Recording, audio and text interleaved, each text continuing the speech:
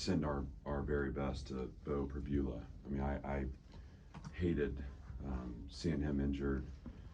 You know, he's a guy that's been such a playmaker for them, and you know, outside of defending him was so much fun to watch on film. And so we just hope for the best in prognosis and a speedy recovery, and um, hate to see him down. I thought Matt Zollers came in and did a great job in you know, stepping into a tough situation, and that's a credit to Eli. I mean, that's a really good Missouri team. You know, defensively they played very well, and they made it really challenging on us. And that was an ugly win, and yet it was a win, and we're not going to complain about that. We're going to celebrate it, because if you're going to be a great team, you gotta find ways to win games like that. You know, we lost time of possession. We were outgained. I think if you know, we actually had a higher yards per play average.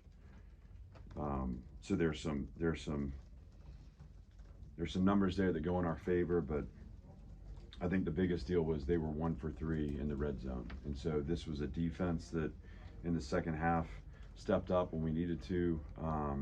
Battled every blade of grass, even there on the last drive where we downed the ball somehow, some way before the ball crossed the plane. And just a credit to our defensive and guys, their staff, and the resilience there to find a way to stand tall and win a game. I think offensively, obviously, we struggled to find rhythm. We had the longest gain of the year, MK's run. You know, that was triggered by excellent blocking on the perimeter by our receivers. Both Tristan and Junior had big blocks there, and that's a huge moment. But obviously the play of the day was CJ's turnover. So you fight for every blade of grass. You force them into a 4th down stop, a field goal that hits the upright. Obviously they scored the touchdown on a 4th down conversion, which credit to them. But the numbers today go against us, except the scoreboard, and you got to look at the opportunistic turnover there, where we were able to score a touchdown to finish as an offense. So really proud of our team, and I think again, to win a game like that against a really good opponent on a day that was really meaningful to us too. I mean, this was a cool day for Vanderbilt football, and you know, we've earned the right to celebrate it. Obviously, we'll turn the page and get focused on Texas tomorrow, but tonight we celebrate. Teresa? Clark, as you mentioned, it's an ugly game. This is the kind of game that too often in the past Vanderbilt would have found a way to lose. Is this a sign of how much maybe this program, this team has grown, the toughness it's got to be able to pull out a win on a day like today? I don't want to necessarily comment on the history or the mindset. That kind of stuff to me becomes a wash. I think what it says is this is a tough team that has the courage to be resilient and to step into the type of performance we need to win, whatever that performance looks like. And the mission is winning. And we talked about this in our meeting before we came over to the stadium today, that, you know, I think sometimes we get in these modes where, you know, I'm so proud of these guys. I have such respect for them, and I'm so grateful, you know, to be their coach and to be with them on the journey. But, you know, I wasn't going to tell them that tonight didn't matter. You know, this was an important game for us, and we needed to understand that. And the reason we do what we do, the reason this is the 291st day that we have sacrificed and invested and cared for one another, is because we have big goals. And so this team found a way to win, and I think it's a great lesson to them that, you know, it can go our way for 4 quarters, it can go our way for 1 quarter at the end, and the point is you step on the field with the attitude, the mindset, and you stay in the present, and good things happen. Pat? Clark, you kind of touched on this, but just the ability for your team to rise up to a big spotlight game like this and make the plays it had to make, 4th quarter, you know, taking the ball away, getting in the end zone, that sort of thing. What does that kind of tell you? Just that, you know, I mean, this is, again, I think it reveals more than it tells. It reveals our character, it reveals our toughness. reveals our commitment, and these are things that didn't show up today. I mean, these are things that have defined 291 days together, and I think we embraced the spotlight, we embraced the stage, and I say that because I felt like in our process in the week, these guys were impeccable. I mean, they maintained a focus. I thought they really were able to ignore the noise, and we handled business through the week. And when you do that, you get opportunities to win games on Saturday. So I'm proud of this group. I got a ton of respect for them, and again, there's a lot to clean up. You know, I mean, that was very imperfect, but sometimes it has to be imperfect. I think we learned something about the character of this group. Chris? Yeah, kind of along those, lines, Clark. You talked about winning an ugly game. Like sometimes championship teams go through stuff like this. So what type of beauty do you find in an ugly win? A lot, and I agree. You know, obviously this is one game, and one game won't define us. And I said that last week. And but you know, especially in our league, I mean, Missouri came out of a similar game against Auburn last week. I mean, this is how it's going to be. And sometimes we're going to have to outscore the other team. You know, I mean, it's going to be about being 1 point better where we're, you know, the score's 40-39, you know, whatever. I mean, today it was a tightly contested game against two teams that were physical and tough, and two defenses that are stingy, and we made the play at the end to separate. But we're not getting where we want to go if we don't find ways to win games like this tonight. So again, I thought a great moment for us to step up, and we did. Gentry, then Aria. Yeah, Clark, so much has been made this year about the offense and Diego, and was this kind of the defense's game with the way it played out? Did it make a statement, you think, on that side of the ball? Well, you know, it's a team game, and so yes, I mean, we needed our defense to stand tall today, and I thought in particular those early drives in the second half. I mean, you know, we were plagued by some 3 and outs today. I thought field position wise too. You know, I mean, I felt like they had us in the first half pinned. It was just both defenses were playing well, but we had our backs against the goal line a lot of times on our drives. So there just wasn't a lot of space on the field, you know. And when we came out in the second half, I thought for sure it was going to be about a methodical drive to go score a touchdown. It wasn't. We throw an interception there on third down, and our defense needs to come out and make a stop. They did. You know, just again, we backed up punt where they get possession at midfield. Defenses needs to step up. They did. And so I'm really proud of those guys. They work really hard. Coach Gregory and the defensive staff have done a great job. And I said this to the staff, you know, because we always look at the play, the tactics, and say, you know, that's a reflection of coaching. But the attitude is too. This is about a team that believes in one another and is really tough. And it's about a coaching staff that has built relationships with players that allow them to have impact in those moments. And so I don't think there was ever a second on that field where there was doubt or fear. You know, this was a team that knew that they were going to find the way to win. They had to figure it out, and they did. But the defense was huge, and really, really proud of those guys. Aria? Yeah, Missouri's the first team this season that's really been able to kind of contain Diego a little bit. What was it that they did that made it so difficult for you all offensively? Well, I mean, this was first of all, it's a good defense, and you know, we weren't able to get our run game going, and we got to look at that and just kind of say, hey, where was it play performance? Where was it the actual play call? You know, what are the things we can do to help our offense get that run game going? I want to see Seti active. Obviously, MK with the big run, but we need to stay on schedule. Again, I don't have it in front of me, but too many 3 and outs today. And you know, look, at the end, I mean, they were contesting space. I thought really good throw to Trey on the explosive pass, but our performance on offense runs through Diego, but it starts with the offensive line. And if I were going to say, you know, we have to play a cleaner game up front, and those guys have been so consistent in what they've done to this point.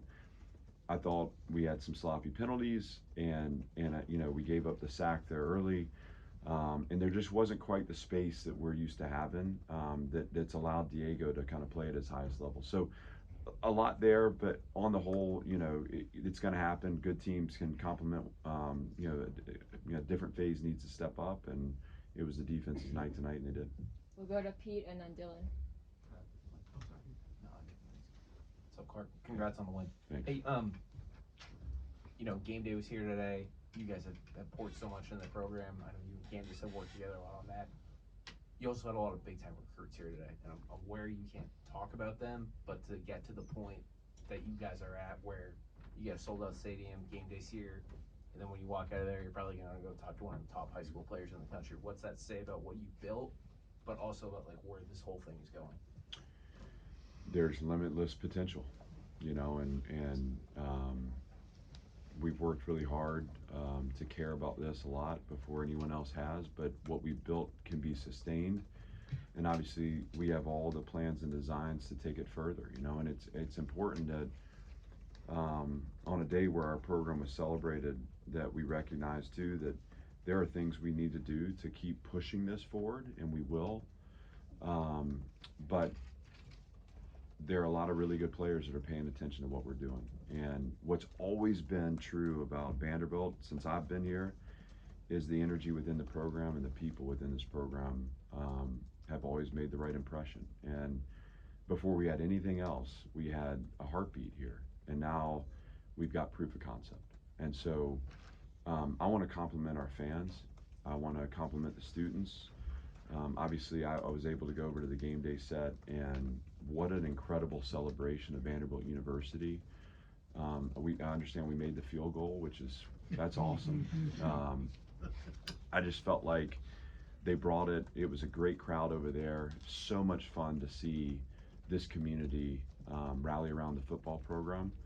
The Star Walk today was as good as I've ever been a part of. There was energy on that. It was amazing. The feeling of support. And then the crowd was great too. And that crowd made a difference in the game. So all good things, but certainly opportunities for us to continue to elevate with respect to how we recruit, how we retain, and to keep putting a competitive product on the field. Dylan. Yeah, Coach, it seems like, you touched on this a little, but the past few weeks specifically, your defense has really been good at either, forcing field goals, or maybe it would have been touchdowns, or really getting those stops in the red zone like you did today. What is it specifically about this defensive identity that allows them to perform that way with their backs against the wall there? I think it is identity, it's DNA, it's, we talk about fighting for every blade of grass on the field, and that's something we train, that's something we preach, that's something our kids believe in, and it shows up in how they play. And, defensive football is about response. I mean, and especially when you talk about red zone performance, a lot of times you don't like the way the ball's gotten down there, but we've put a lot of effort into training the psychology and kind of flipping it in our minds to say, we're going to actually trap teams down there, and when the space eliminates for them, we're going to take it as our advantage. And so these guys are incredible with respect to their spirit, their belief, and their buy-in to this philosophy. Now, I'll tell you that we still haven't played a complete game as a defense. And so I loved the resilience. I loved the big play by CJ. I think that we could have had a cleaner finish to this game, but, we finished. And I think also there's a better performance for us out in front of us. So we have to keep looking for that. But really proud of the guys. And I think to your point, it reveals their character, it reveals their toughness. It's something we spend a lot of time on, but they never let go of the rope. We'll go third row in the back and then to Joey. Ralph Russo from The Athletic. Good to see you, Clark. Good. You had a lot of guys play great games, so I don't want to give Diego too much credit. But in a game where the offense is struggling, and even he's not having his best game, what is the value? What value does he bring in helping you through those struggles? Well, I actually said this to him in the locker room after we broke because it's the same thing I told the coaching staff. You know, we want it to be clean and perfect, and we want it to be, you know, we want it to look impeccable. As a coach, you're just looking for the perfect plays and the perfect calls and the perfect rhythm and all that, the perfect throws. And yet, when it's not perfect and you find a way to win, there's so much to be said about the character, culture, environment of our team, their belief and buy-in, and the relationships, right? It's a reflection of leadership. And so that's a credit to our position coaches. The same goes for Diego. You know, he's one of the, you know, leaders on our team as a captain, but obviously, you know, he holds so much weight in that locker room and has such impact on our competitive mindset. And so I think our players have learned a lot from watching him. It's just that eternal belief. You know, it's just every time the ball snap, it's our opportunity to change whatever momentum's out there. And even when he's not, you know, at his best, he has impacted this program to the point where he's still impacting winning. And so I give him a ton of credit for that, because in a night like tonight, that is important. Last question, Joey. MK Young has said previously that during a lot of your biggest wins last year, he was cleaning toilets at his local church. Just how significant, as someone who's invested in him, is seeing him have a moment like he had tonight, and how much of an impact did that run have on the game as a whole? Well, you do all the digging and get all the dirt. I'm so proud of him, and you know, I mean, shoot, we have a team that we talk all the time, and I think I've mentioned this, but we call ourselves misfits. I mean, all of us have scuff marks. There's not a one of us that, you know, was wanted anywhere else. You know, it's just who we are, man, and it's the chip on our shoulder, and I feel so lucky to be around a group that embraces that, and MK embraces that. MK is a guy that he's an emotional and spiritual leader on a team. He's got such a heart, and to see him have these moments, and to your point too, he had the year where he was out and he was having to do the dirty work to get himself back. You know, what a great story, and it couldn't happen to a better person. So really, really grateful to have him here. He's an easy guy to believe in, and you know, shoot, I'll tell you, my C3, my 13-year-old, was playing 7th grade football this fall, and we're in training camp, and you know, shoot, I hope my son has more speed than I do. If he got his genes from his mom, he may, but he doesn't know yet that we're built like fullbacks, you know, so he wants to be the tailback, and that's all good. And after a training camp practice, you know, those are grinding days. I asked MK if he would mind taking him through some drills, you know, because I want to be dad. I don't want to be coach to my kids. I think it's really important. But they look to these guys in the locker room like they're their heroes. They look up to them. And MK, I think he said, say less, or I forget how he phrased it, but he had such energy and sat out on that field and did drills with my son. And he didn't have to do that, but that's the kind of person he is. And so we're lucky to have a locker room full of those guys, and that's why I feel the gratitude of being in this moment and on this journey with this team. So thanks for that question and for pointing out, and thank you guys so much for the time, and thank you to Commodore Nation for showing up for us today, and here's to many more nights like tonight. Thank you. Thanks, everyone. In the second quarter of the game, it was 38 in the second time. And then I saw him. He texted me. I mean, I